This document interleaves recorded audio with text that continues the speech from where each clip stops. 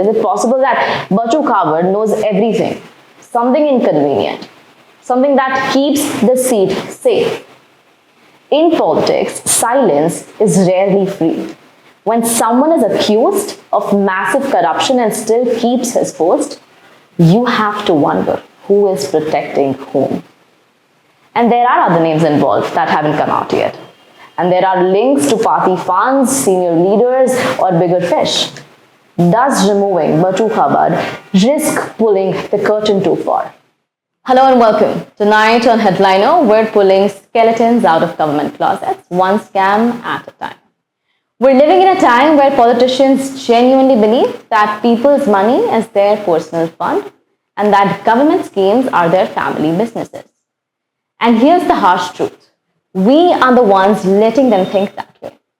Every time we stay silent, we give them the permission to steal.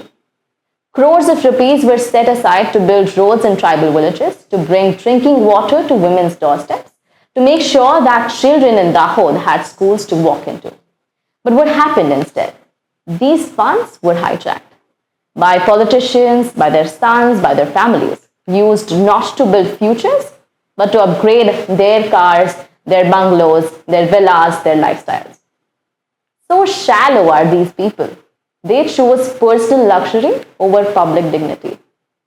And it's still happening right now, at this moment, right in front of us, with our money. We all pay taxes, believing it is building a better country. But what if that money is only building palaces for the corrupt? This isn't the rich earning money. It is the powerful stealing it, shamelessly, repeatedly, every now and then. So here's the truth. Gujarat doesn't want to admit that 71 crores meant for the poor tribal families was stolen. Stolen not by strangers, stolen by the sons of the state cabinet minister. And the minister is still in power. Yes, the scam was first exposed in May 2025, but let me be very clear that this is not history. This is happening. The accused minister still holds the chair. There has been no resignation, no action, no accountability, but public memory fades very quickly. And that is exactly what the system counts on. So tonight, we're here to remind the country that justice delayed is not justice ignored. Let's break it down. The scam happened in Dahod district, specifically in Devghad Baria. Now this is in Gujarat and Dhanpur Taluka between around 2021 to 2024 under the MGNREGA scheme. Now the government allocated crores to build rural infrastructure, roads, bunds, check dams and soil work. But over 35 fake contractors were hired. The work existed only on files. The money, however, was of course very real. At the center of the scam are two men, Balwant Khabad and Krishna Patel, sons of Gujarat's Panchayat and Agriculture Minister Bachu Khabad. Their two companies, Shri Raj Construction and Shri Raj Traders, got government payments for the work that they never did. Now, Shri Raj Construction received around 82 lakh rupees, while Shri Raj Traders received 30.4 crores. That is over 30 crore, directly paid into their hands. Now listen to this. Balwant Khabad had unauthorized login access to MGNREGA portal. He could approve fake completion certificates. He could upload fake photos and sign-off payments. How does the son of a minister get access to the government system? Who gave him that clearance? Let's name everyone involved one by one. So Balwant Khabad, he's the minister's son, he's the central accused. Then is Krishna Patel, minister's son, he's the co-owner of the fake forms. Darshan Patel is the Taluka Development Officer. There was Rashik Rathwa, he was the Taluka Development Officer again. There is Manish Patel, who was technical assistant. Jaivir Nagori, he was the accountant. Mahipal Chauhan, again accountant. Then there were two people who were Gram Rozgar Sevaks. And there were 35 supplier agencies, all now under scanner for fake billing. Now, the scam was exposed after B.M. Patel of DRDA, what we call the District Rural Development Agency, conducted an audit and he raised the red flag. He had the courage that the cabinet minister did not. After the initial 71 crores was uncovered, another fraud surfaced, a fresh FIR of 49.93 lakh rupees more, this time in Bhanpur village in Dhanpur. Now for the soil and material work that never existed, and once again Balwant Khabad's name appears.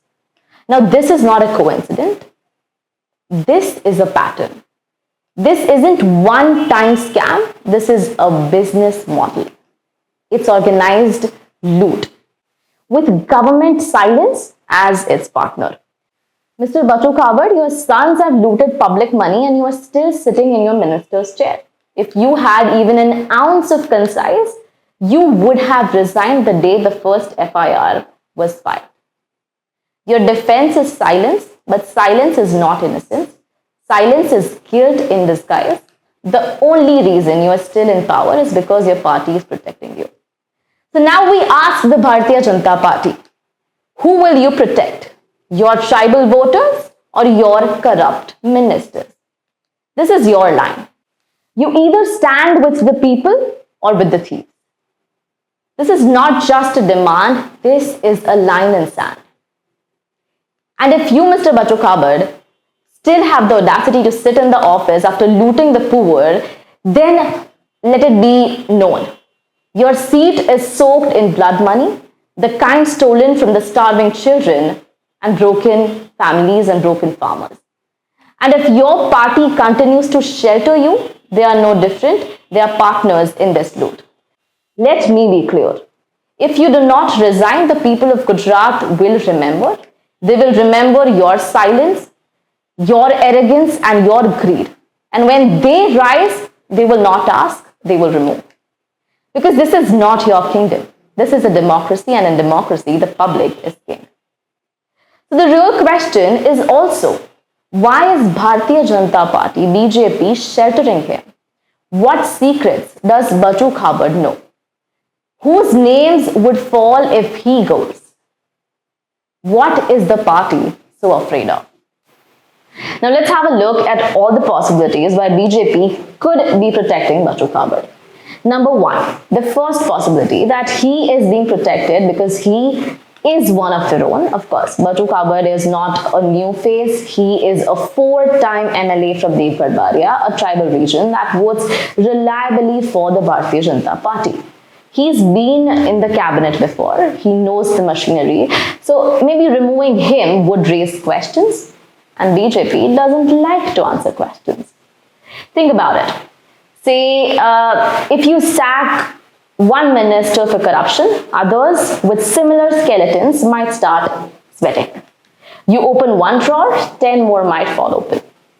Possibility 2, damage control mode.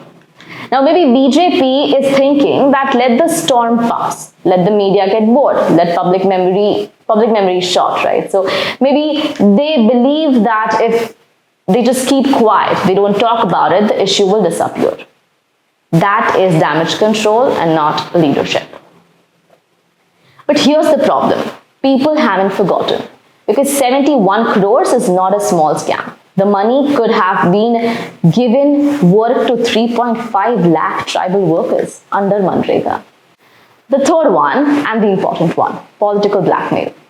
And I'm just saying this as a journalist asking a question, is it possible that Bachu Khabad knows everything? Something inconvenient, something that keeps the seat safe. In politics, silence is rarely free. When someone is accused of massive corruption and still keeps his post, you have to wonder who is protecting whom. And there are other names involved that haven't come out yet. And there are links to party funds, senior leaders, or bigger fish. Does removing Bachu Khabad risk pulling the curtain too far? Possibility 4, the tribal vote card. Here's another angle. Now, Bachu Khabad comes from a tribal majority region. The BJP has worked hard to build their tribal voter base over the past few years. Maybe they think that removing the tribal face minister will look bad right before elections. But here is the irony. The money was stolen from the tribal families. So what are you protecting? The community or the criminal? What is more important to BJP? The people or their minister? Now the final punch. So this isn't silence.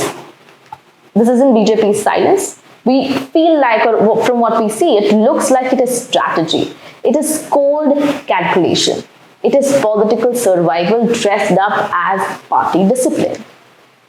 And while they stay quiet, poor families across Dahod are still living with broken roads, empty promises and stolen futures. The BJP has a choice to make. Stand with the minister, stand with his chair, or stand with the people who put that chair there in the first place. Because let's not forget, the scam of maybe 71 crores on paper, but the real cost? Trust. And once that's gone, no amount of PR can bring that back. On that note, stay tuned and keep watching The Fact Flash.